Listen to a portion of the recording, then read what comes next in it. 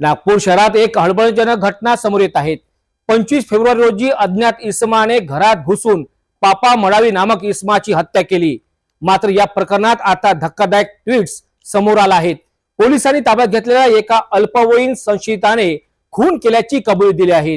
काय आहे या गुन्ह्याच्या मागचं सत्य, पाहूया स्पेशल वृत्तांत। 25 फेब्रुवारी रोजी नागपूर शहरातील कोराडी पोलीस ठाण्याच्या हद्दीत पापा मडावी या इसमाची हत्येची तक्रार दाखल करण्यात आली होती। मृतकाचा मुलगा श्रीकांत मडावी याने पोलिसात तक्रार दिली होती, ज्यामध्ये एका अज्ञात इसमाने घरात शिरून त्यांची हत्या केल्याचे नमूद केले होते। गुन्ह्याचा तपास सुरू होताच कोराडी पोलीस आणि गुन्हे शाखा युनिट 5च्या पथकाने तपासाची चक्र फिरवली। हत्येचे कारण स्पष्ट नसल्याने पोलिसांसमोर मोठे आव्हानच होते। पोलिसांनी गुप्त माहिती आणि तांत्रिक तपासाच्या आधारे एका संशयित अल्पवयीन युवकाला एका संशयित अल्पवयीन मुलाला ताब्यात घेतले। चौकशी दरम्यान त्याने खून केल्याची यावेळी कबुली दिली। मृतक पापा मडावी आणि विधी संघर्षित बालकाची जानेवारी महिन्यात ओळख झाली होती। दोघांमध्ये मोबाईलवर संभाषण सुद्धा सुरू झाले होते। मृतकाचे विधी संघर्षित बालकासोबत अनैतिक संबंध होते, त्यामुळेच तो विधी संघर्षित बालक त्रस्त झाला होता।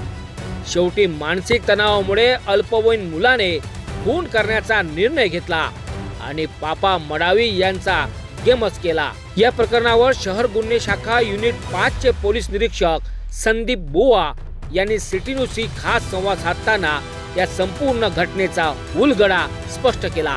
दिनांक 25 फेब्रुवारी 2025 रोजी दुपारी 12:30 ते 4:30च्या दरम्यान अज्ञात व्यक्तीने घरात घुसून मयत इसम पापा मडावी यांचा खून केल्याबाबतची तक्रार त्यांचा मुलगा श्रीकांत पापा मडावी याने कोराडी पोलीस स्टेशन येथे दिली होती। त्यावरून कोराडी पोलीस स्टेशन येथे CR नंबर 93/25 BNSS 103 प्रमाणे गुन्हा दाखल झालेला होता। सदर गुन्ह्याचा तपास गुन्हे शाखा युनिट 5चं पथक देखील करत होतं। सदर तपासादरम्यान आरोपी जो आहे तो अज्ञात होता व यातील कारण देखील मयताच्या मृत्यूचं कारण किंवा खुनाचं कारण देखील अज्ञात होतं। अशा परिस्थितीत तपास करत असताना सदर घटनास्थळावरून केलेला तांत्रिक तपास व मयत इसम याच्या पूर्व इतिहासाबाबत माहिती संकलित करून सदर गुन्ह्याच्या तपासादरम्यान एक संशयित मोबाईल नंबर निष्पन्न केला गेला। त्या दरम्यान सदर संशयित नंबर वापरणारा विधी संघर्षग्रस्त बालकास ताब्यात घेतले असता त्याने पापा मडावी यांचा दिनांक 25 फेब्रुवारी रोजी खून केला असल्याची कबुली दिली।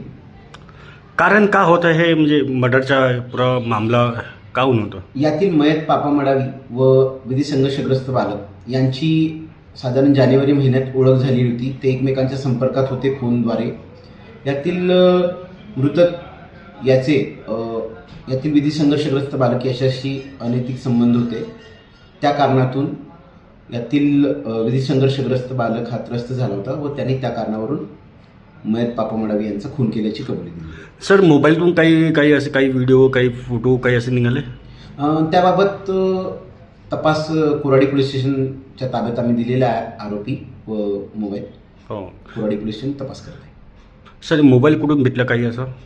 मोबाईल हा जो आहे तो आरोपी विधी संघर्षग्रस्त बालक जो आहे तो त्याच्या ताब्यातून जप्त करण्यात आलेला आहे।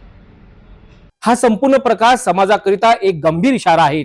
अल्पवयीन मुलांना कुठल्या प्रकारच्या संकटांना सामोरे जावे लागते आणि काही वेळानंतर त्यांचे आयुष्यच बिघडते। पोलिसांनी या प्रकरणाचा मोठा खुलासा केला असला तरी समाजानेही याकडे गांभीर्याने पाहणे आता गरजेचे झाले आहे।